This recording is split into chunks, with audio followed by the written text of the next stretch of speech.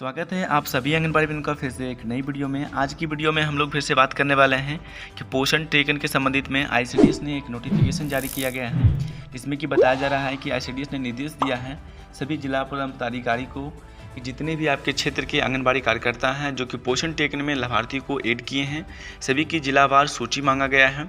ये फरवरी माह की बात की जा रही है इसमें, और लेटर आपको देखिए यहाँ पर जारी किया गया है 3/4/2024 को। तो देखिए ये कहीं ना कहीं बहुत ही महत्वपूर्ण जानकारी है आप सभी के लिए और आप सभी आंगनबाड़ी कार्यकर्ता के लिए। तो चलिए हम इन सभी नोटिफिकेशन को पढ़ते हैं और आप सभी को हम और भी दिखाने वाले हैं, जिसमें कि पोषाहार में बदलाव के संबंधित में जो नोटिफिकेशन जारी किया गया है इसके संबंधित में बात की जा रही है। क्या वाकई में आपके पोषाहार में बदलाव किए जाएंगे। साथ ही यहाँ पर देखिए आपके संघ ने भी लेटर जारी किया गया है, जिसमें कि आंगनबाड़ी कार्यकर्ताओं के कुछ उन्नयन के लिए उन्होंने मांग की है सरकार से। तो क्या ये सभी चीज़ें आप सभी को जानना तो ज़रूरी है ही, क्या ये सभी चीज़ें यहाँ पर ट्रू है या नहीं है, इसकी हम लोग सभी चीज़ों की सत्यता की जांच करेंगे। हम लोग वीडियो को स्टार्ट करते हैं। देखिए बता दें आपको, निदेशक आईसीडीएस हैं, पत्रांक संख्या यहाँ पर 2319 है, आप लोग देख सकते हो। प्रेषक है यहाँ पर निदेशक आईसीडीएस। साथ ही यहाँ पर सेवा में भेजा गया लेटर जो है आपको तो दिखाया सभी जिला पदाधिकारी सह को भेजा गया है, सह अध्यक्ष जिला पोषण समिति बिहार को भेजा गया है। सभी जिला पदाधिकारी को यहाँ पर देखिए यानी कि सभी डीपीओ को भेजा गया है ये लेटर। तो देखिए ये लेटर कहीं ना कहीं महत्वपूर्ण है। भले ही आंगनबाड़ी कार्यकर्ताओं के लिए आपको अलग से आदेश मिलेगा, क्योंकि आपके जिला भर से ये भेजा गया है, तो आपको जिला से भी आपको आदेश मिल सकती है। देखिए बताया जा रहा है कि विषय आईसीडीएस के अंतर्गत पोषण टेकन पर अपलोड आंकड़ों का जिलावार माह फरवरी 2024 के प्रगति के संबंध में।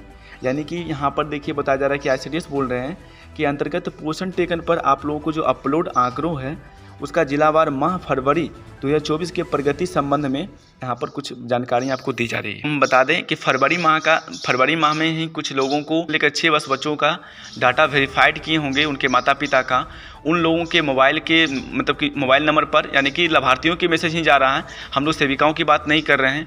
हो सकता है कुछ सेविकाओं का भी मोबाइल में मैसेज चल जा सकता है, क्योंकि हो सकता है कि आपका परिवार का कोई लड़का, बेटी या पोती कोई पढ़ती होगी तो आपके मोबाइल में मैसेज आ सकता है। मैसेज ही दिखा देते हैं। ये देखिए डायरेक्टली मेरे मोबाइल में मैसेज नहीं आया है, क्योंकि ये मोबाइल जो अकाउंट नंबर है ये मेरा नहीं है, ये लाभार्थी का है। वैसे लाभार्थी जो हमारे पोषण टेकन में ऐड है, बच्चा ऐड है, और उस बच्चे के माता पिता का ये अकाउंट नंबर है, उनमें ही पैसा जा रहा है। ये 400 की राशि है, ये आप लोगों को पता होना चाहिए। ड्रेस का पैसा है।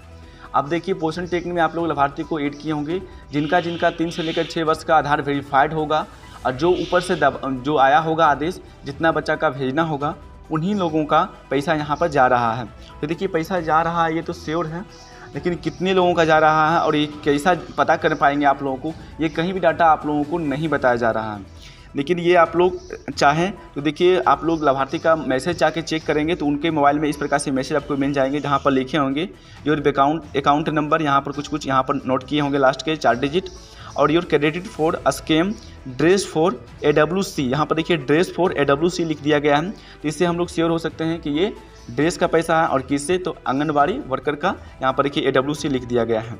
तो इससे हम लोग श्योर हुए कि ये पैसा जो है ड्रेस का पैसा बच्चों में जा रहा है। PFMS के थ्रू देखिए यहाँ पर 400 रुपये ट्राउच की गई है लाभार्थी के अकाउंट में। यहाँ पर देखिए डेट आपको 26/3/2024 को ये भेजा गया है। जिनका आप लोग पोषण टेकन में आधार वेरीफाइड किए होंगे, सही ढंग से सबको उनका सच्चाई होगा, तो उन लोगों को ये पैसा भेजा जा रहा है। अब ऐसा नहीं है कि आप में अगर पोषण टेकन में आप में अगर 50 लाभार्थी है तो सभी का चल ही जाएगा। उसमें से डाटा आप लोगों को भेजा गया होगा आपके ऑफिस के द्वारा, कितना लोगों का ही पेमेंट जा रहा है। उस प्रकार से अगर आपके पास रिपोर्ट नहीं होगा तो आप लोग अपने ऑफिस में जाके पता कर सकते हो। आप लोग अपलोड किए हैं, कितना आंकड़ा है सभी का, जिलावार सूची मांगा जा रहा है। देखिए ऊपरी विषय के संबंध में कहना है कि मार्च फरवरी 2024 में पोषण टेकन पर अपलोड आंकड़ों की प्रगति संग करते हुए अनुरोध है कि अपने स्तर से व्यक्तिगत रुचि लेते हुए माह पोषण टेकन पर अपलोड आंकड़ों का गहन समीक्षा करते हुए सभी मानकों में अपेक्षित सुधार एवं 100% उपलब्धि हासिल करने का निर्देश दिया गया है। साथ ही ये आप लोगों को बता दें, अभी आप लोग पोषण टेकन पर न्यू रजिस्ट्रेशन कर सकते हैं, क्योंकि अभी आप लोगों का क्या है, अब आपका बच्चा जो है वो जो जिसका 6 ईयर्स हो गया होगा, जो स्कूल पूर्व बच्चे हैं जिनका 6 ईयर्स हो गया होगा, वो अब स्कूल में नामांकन करवा रहे होंगे, उस केस में आपके पोषण टेकन में बच्चों की संख्या कम हो रही होगी। तो जो बच्चा आपके 3 ईयर से क्रॉस कर जाता है, उस बच्चा का आप लोग न्यू रजिस्ट्रेशन भी कर सकते हैं, उनके माता पिता का आधार वेरीफाइड कर सकते हैं।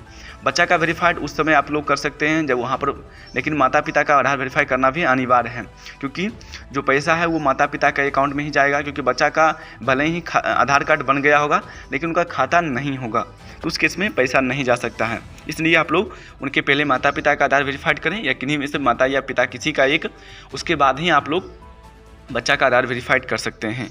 तो इस प्रकार से ICDS ने निर्देश निकाला है, इसका भी आप लोग ध्यान रखते हुए अपने पोषण टेकन पर अच्छे से कार्य करें। चलिए हम लोग देखते हैं जो कि नोटिफिकेशन जारी किया गया है पेपर के द्वारा। बताया जा रहा है कि गर्मी में आंगनबाड़ी केंद्रों में मिलेगा नींबू, धनिया पत्ता, पालक, उन लोगों को ORS का घोल दिया जाता है आपके कार्यालय के द्वारा बच्चों को देने के लिए, बच्चों को लूप नहीं मारे इसके सुझाव के लिए आपको बताया जाता है। तो इस प्रकार से ICDS ने फिर से बैठक के संबंध में बताया है कि आंगनबाड़ी केंद्रों पर मिलने वाले पोषाहार जो है उसमें कुछ अन्य चीज़ों को शामिल किया जाएगा, जिसमें कि नींबू हो गया, गाजर, पालक हुए, धनिया पत्ता निर्णय लिया गया है। मौसम विभाग की इस प्रकार से मुताबिक बताने के गर्मी का काफ़ी ये परेशानी कर सकता है बच्चों को और लोगों को, इसलिए इस प्रकार से निर्णय लिया जा रहा है कि समाज कल्याण ने ये आदेश सभी जिलाओं को भेज दिया गया है। जल्द ही आप सभी के जिला से भी निर्देश निकल जाएगा और आप सभी को अपने पोषाहार में इस चीज़ों को बदलाव करना होगा। ये चीज़ें देखिए, इसके बारे में सटीक जानकारी आप सभी को जब ICDS या कहीं जिलावार से आपको लेटर निकलता है तो आप सभी को सही ढंग से आपको प्राप्त होगी। लेकिन आप लोगों को बता दें ये सूचना है, तो आप लोगों को जानकारी पहले से पता होना चाहिए। चलिए हम लोग दूसरे न्यूज़ की ओर चलें, जिसमें कि आपको बता दें कि बिहार राज्य आंगनबाड़ी कर्मचारी यूनियन के द्वारा एक लेटर जारी किया गया है, जो कि 25/3/2024 को ही जारी किया गया था।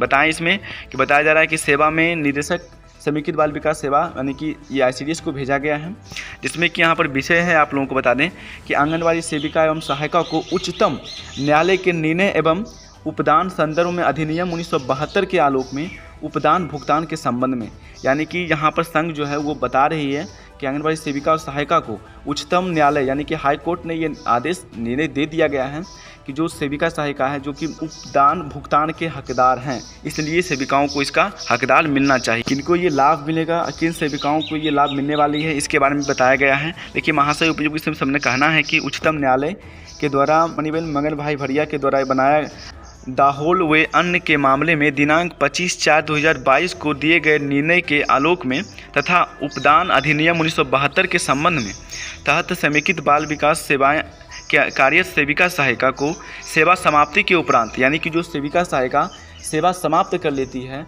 जैसे कि ये आपको ग्रेच्युटी एक तरह का बोल सकते हैं आप लोग, लेकिन यहाँ पर बताया जा रहा है जो सेविका सहायिका का सेवा समाप्त की जाता है उनको उपदान भुगतान किया जाना परंतु नहीं किया जा रहा है। आवश्यक पड़ने पर ऐसे आंगनबाड़ी सेविका सहायिका की सूची भी उपलब्ध की जा सकती है, यानी कि संघ की बात की जा रही है वैसे आंगनबाड़ी कार्यकर्ता जो कि सेवा अपनी समाप्त कर चुकी है, चाहे जैसे भी हो उनका सेवा समाप्त हो चुका है, तो उनको जो अधिनियम बनाया गया है जिसके तहत सेविकाओं को सेवा समाप्ति के बाद उनको लाभ दिया जाए 1972 अधिनियम के तहत, वो लाभ उनको दिया जाए।